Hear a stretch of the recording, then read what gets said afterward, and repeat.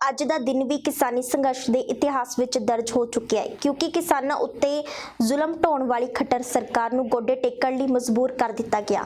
ਦਰਅਸਲ ਪਿਛਲੇ ਦਿਨੀ ਕਰਨਾਲ ਵਿੱਚ ਐਸਡੀਐਮ ਤੇ ਐਸਐਚਓ ਵੱਲੋਂ ਕਿਸਾਨਾਂ ਉੱਤੇ ਜੋ ਤਸ਼ੱਦਦ ਕਰਵਾਇਆ ਗਿਆ ਉਸ ਖਿਲਾਫ ਅੱਜ ਕਿਸਾਨਾਂ ਨੇ ਹਰਿਆਣਾ ਸਰਕਾਰ ਨੂੰ ਘੇਰਿਆ। ਪ੍ਰਸ਼ਾਸਨ ਨਾਲ ਮੀਟਿੰਗ ਹੋਈ ਪਰ ਜਦੋਂ ਉਹਨਾਂ ਨੇ ਦੋਸ਼ੀ ਐਸਡੀਐਮ ਤੇ ਐਸਐਚਓ ਉੱਤੇ ਕਾਰਵਾਈ ਕਰਨ ਤੋਂ ਮਨਾ ਕਰ ਦਿੱਤਾ ਤਾਂ ਮੀਟਿੰਗ ਬੇਸਿੱਟਾ ਰਹੀ। इस तो बाद किसानां दा काफिला मिनी सकत्रेत पहुंचिया। वड्डी गिणती विच किसानां ने मिनी सकत्रेत दा घिराव कर लिया। इस तो पहला हिरासत विच लए गए किसान आगुआं नूं किसानां दे विरोध मगरों पुलिस ने रिहा कर दिता। जा रहे गिरफ्तारी हो रही है, अब तो पूरे उसमें गिरफ्तारी हो रही है और शांतिपूर्ण तरीके से गिरफ्तारी।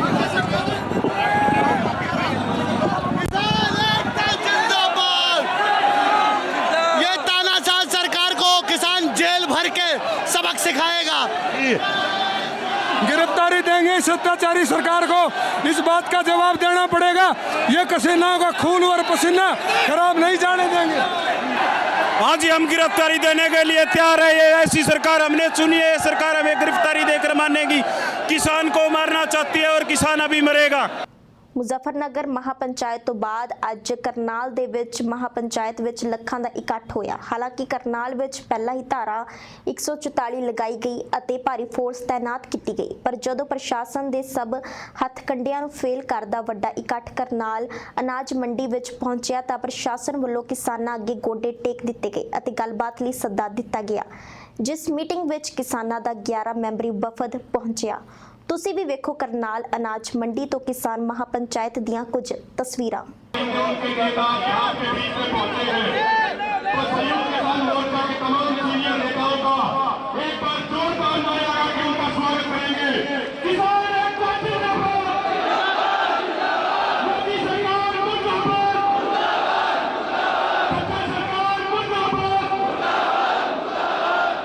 हम ये मोदी सरकार को एक चीज बताना चाहते हैं, अगर पिछले 9 महीने से भी कोई बात समझ में नहीं आई तो दोबारा समझ लें।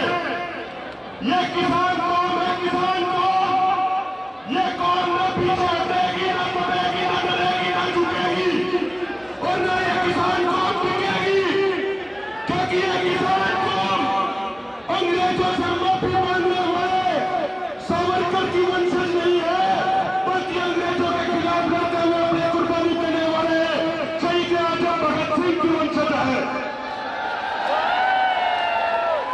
ये लड़ाई सावरकर बनाम भगत सिंह की लड़ाई है।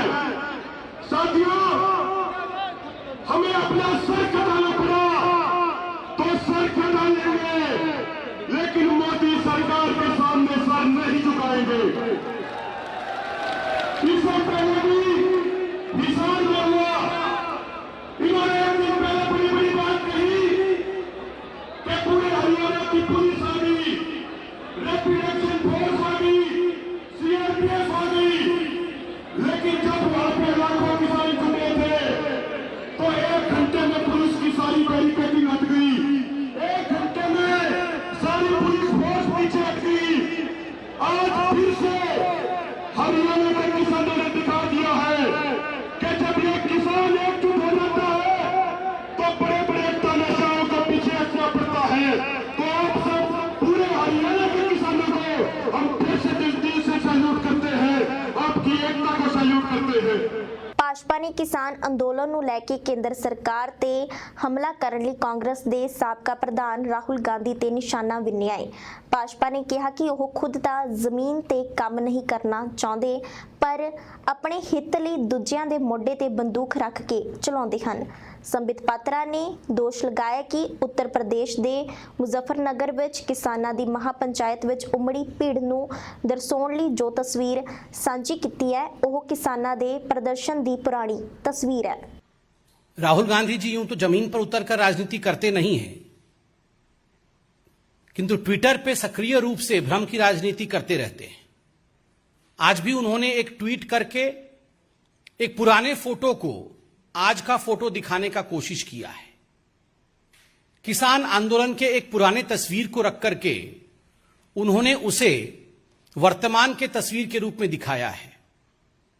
और ये मेरे लिए कहना अनुचित नहीं होगा, अतिशयोक्ति नहीं होगी कि राहुल गांधी भली भांति जानते हैं कि आज कांग्रेस पार्टी जो पूर्व में उनके अध्यक्षता के अंतर्गत काम करती थी, आज अध्यक्ष विहीन है।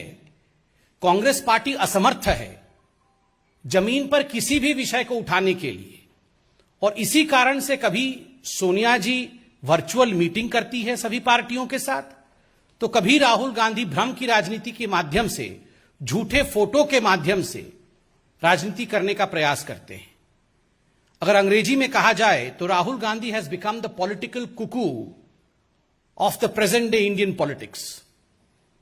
कुकू चिड़िया जो होती है वो कभी भी मेहनत नहीं करती है, वो कभी भी अपना घोंसला खुद नहीं बनाती है, दूसरों के घोंसले में आनंद की अनुभूति करने की चेष्टा, this is called as political cuckoo of Indian politics.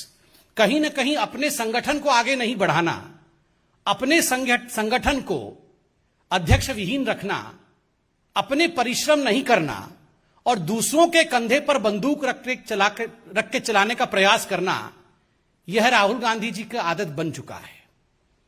तो of course he has renegated himself as the political cuckoo of Indian politics. He does not want to work hard. He wants to play politics at the cost of others. He wants to benefit at the cost of others.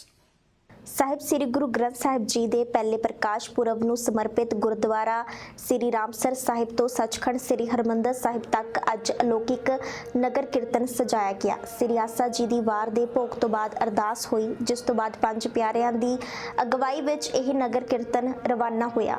ਮਿਲੀ ਜਾਣਕਾਰੀ ਅਨੁਸਾਰ ਸੱਚਖੰਡ ਸ੍ਰੀ ਹਰਮੰਦਰ ਸਾਹਿਬ ਜੀ ਦੇ ਮੁੱਖ ਗ੍ਰੰਥੀ ਸਿੰਘ ਸਾਹਿਬ ਗਿਆਨੀ ਜਗਤਾਰ ਸਿੰਘ ਨੇ ਸ੍ਰੀ ਗੁਰੂ ਗ੍ਰੰਥ ਸਾਹਿਬ ਦੇ ਪਾਵਨ ਸਰੂਪ ਨੂੰ ਸੁੰਦਰ ਪਾਲਕੀ ਸਾਹਿਬ ਵਿੱਚ ਸੁਸ਼ੋਭਿਤ ਕੀਤਾ।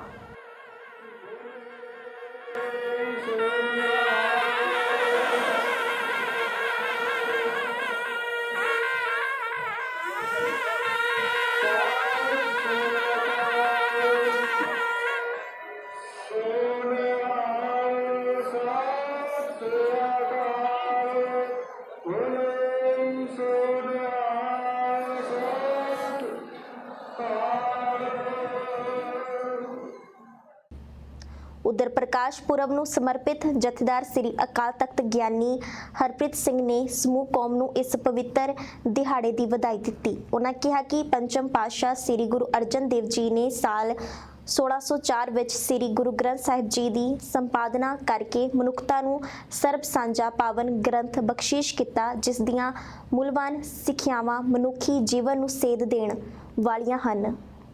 जुग जुग अटल ਸਾਹਿਬ ਸ੍ਰੀ ਗੁਰੂ ਗ੍ਰੰਥ ਸਾਹਿਬ ਸੱਚੇ ਪਾਤਸ਼ਾਹ ਜੀ ਦਾ ਪਹਿਲਾ ਪ੍ਰਕਾਸ਼ ਪੁਰਬ, ਜਿੱਥੇ ਵਿਸ਼ਵ ਦੇ ਵਿੱਚ ਸਮੂਹ ਗੁਰੂ ਨਾਨਕ ਨਾਮ ਲੇਵਾ ਸਿੱਖ ਸੰਗਤ ਵੱਲੋਂ ਮਨਾਇਆ ਜਾ ਰਿਹਾ ਹੈ, ਉੱਥੇ ਵਿਸ਼ੇਸ਼ ਤੌਰ ਦੇ ਉੱਤੇ ਸ੍ਰੀ ਦਰਬਾਰ ਸਾਹਿਬ ਵੱਲੋਂ ਸੱਚਖੰਡ ਸ੍ਰੀ ਹਰਿਮੰਦਰ ਸਾਹਿਬ ਜੀ ਸ੍ਰੀ ਦਰਬਾਰ ਸਾਹਿਬ ਵਿਖੇ ਸ਼੍ਰੋਮਣੀ ਗੁਰਦੁਆਰਾ ਪ੍ਰਬੰਧਕ ਕਮੇਟੀ ਅਤੇ ਸਮੂਹ ਗੁਰੂ ਖਾਲਸਾ ਪੰਥ ਦੇ ਸਹਿਯੋਗ ਦੇ ਨਾਲ ਇਹ ਪਾਵਨ ਪਵਿੱਤਰ ਪੁਰਬ ਮਨਾਇਆ ਜਾ ਰਿਹਾ ਹੈ। ਮੈਂ ਸ਼੍ਰੀ ਗੁਰੂ ਗ੍ਰੰਥ ਸਾਹਿਬ ਜੀ ਦੇ ਇਸ ਮਹਾਨ ਪਹਿਲੇ ਪ੍ਰਕਾਸ਼ ਪੁਰਬ ਦੀਆਂ ਬਹੁਤ ਸਮੁੱਚੇ ਸਿੱਖ ਜਗਤ ਨੂੰ ਵਧਾਈਆਂ ਦੇਣਾ, ਬਹੁਤ ਮੁਬਾਰਕ। ਸ੍ਰੀ ਗੁਰੂ ਗ੍ਰੰਥ ਸਾਹਿਬ ਸੱਚੇ ਪਾਤਸ਼ਾਹ ਦੀ ਬਾਣੀ ਸਰਬਦੇਸ਼ੀ, ਸਰਬਕਾਲੀ, ਸਰਬਪੱਖੀ ਹੈ। ਅੱਜ ਵਿਸ਼ਵ ਦੇ ਵਿੱਚ ਜਿਹੜਾ ਅਸ਼ਾਂਤੀ ਦਾ ਮਾਹੌਲ ਦਿਸ ਰਿਹਾ, ਅਫਰਾ ਤਫਰੀ ਦਾ ਮਾਹੌਲ ਦਿਸ ਰਿਹਾ, ਬੇਚੈਨੀ ਦਾ ਮਾਹੌਲ ਦਿਸ ਰਿਹਾ, ਹਰ ਵੱਡੀ ਨਸਲ ਛੋਟੀ ਨਸਲ ਨੂੰ ਖਤਮ ਕਰਨ ਦੇ ਲਈ ਤਤਪਰ ਹੈ। ਹਰ ਵੱਡਾ ਦੇਸ਼ ਛੋਟੇ ਦੇਸ਼ ਨੂੰ ਮਾਰਨ ਦੇ ਲਈ ਤਤਪਰ ਹੈ। ਹਰ ਅਮੀਰ ਗਰੀਬ ਨੂੰ ਨਿਚੋੜ ਰਿਹਾ ਹੈ। ਹਰ ਵੱਡਾ ਧਰਮ ਛੋਟੇ ਧਰਮ ਨੂੰ ਨਿਗਲਣ ਦੇ ਲਈ ਯਤਨ ਕਰ ਰਿਹਾ ਹੈ। ਔਰ ਇਹਦੇ ਨਾਲ ਵਿਸ਼ਵ ਦੇ ਵਿੱਚ, ਸੰਸਾਰ ਦੇ ਵਿੱਚ ਇੱਕ ਬਹੁਤ ਹੀ ਤਣਾਅਪੂਰਨ ਮਾਹੌਲ ਜਿਹੜਾ ਉਹ ਬਣ ਰਿਹਾ। ਇਸ ਦਾ ਇੱਕੋ ਹੱਲ ਹੈ ਕਿ ਸ਼੍ਰੀ ਗੁਰੂ ਗ੍ਰੰਥ ਸਾਹਿਬ ਮਹਾਰਾਜ ਦੀ ਵਿਚਾਰਧਾਰਾ ਨੂੰ ਸਾਰੇ ਸੰਸਾਰ ਦੇ ਵਿੱਚ ਪ੍ਰਸਾਰਿਆ ਜਾਏ।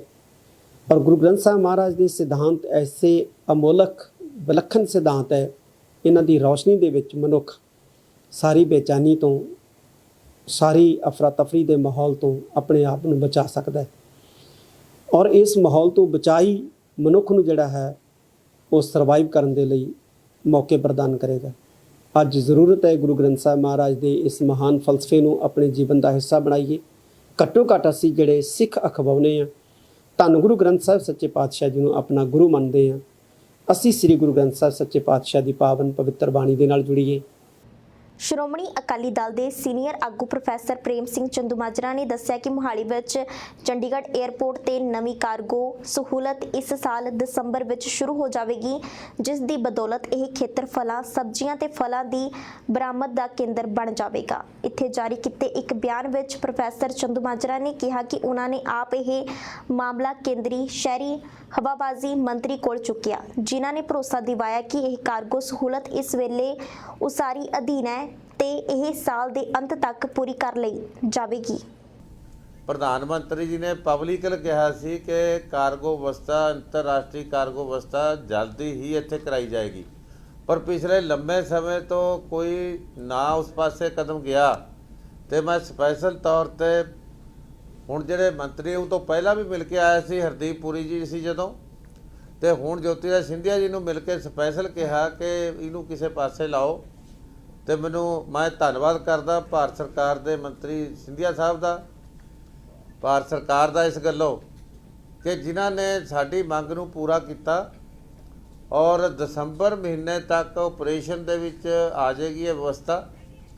14,127 ਸਕੁਅਰ ਮੀਟਰ ਪੈਰੀਸ਼ੇਬਲ ਕਾਰਗੋ ਦੀ ਵਿਵਸਥਾ ਵੀ ਇੱਥੇ ਗਡਾਊਨ ਵਗੈਰਾ ਦੀ ਵਿਵਸਥਾ ਮੁਕੰਮਲ ਹੋ ਜਾਏਗੀ ਤੇ ਬਾਹਰਲੇ ਮੁਲਕਾਂ ਨੂੰ ਸਮਾਨ ਦੀ ਢੋਆ ਢੁਆਈ ਸ਼ੁਰੂ ਹੋ ਜਾਏਗੀ। ਉਹਦਾ ਫਾਇਦਾ ਇਹ ਹੋਏਗਾ ਕਿ ਇਸ ਖਿੱਤੇ ਦੇ ਵਿੱਚ ਕ੍ਰੌਪ ਡਾਇਵਰਸੀਫਿਕੇਸ਼ਨ ਦਾ ਔਰ ਆਮਦਨ ਇਸ ਇਲਾਕੇ ਦੀ ਵਧੇਗੀ। ਘੱਟੋ ਘੱਟ 5 ਗੁਣਾ ਵੱਧ ਸਬਜ਼ੀਆਂ ਦੇ ਰੇਟ ਲੋਕਾਂ ਨੂੰ ਮਿਲਣ ਲੱਗ ਜਾਣੇ ਆ ਔਰ ਛੋਟੀਆਂ ਜ਼ਮੀਨਾਂ ਨੇ ਇਸ ਇਲਾਕੇ ਦੇ ਵਿੱਚ ਲੋਕਾਂ ਦੀਆਂ।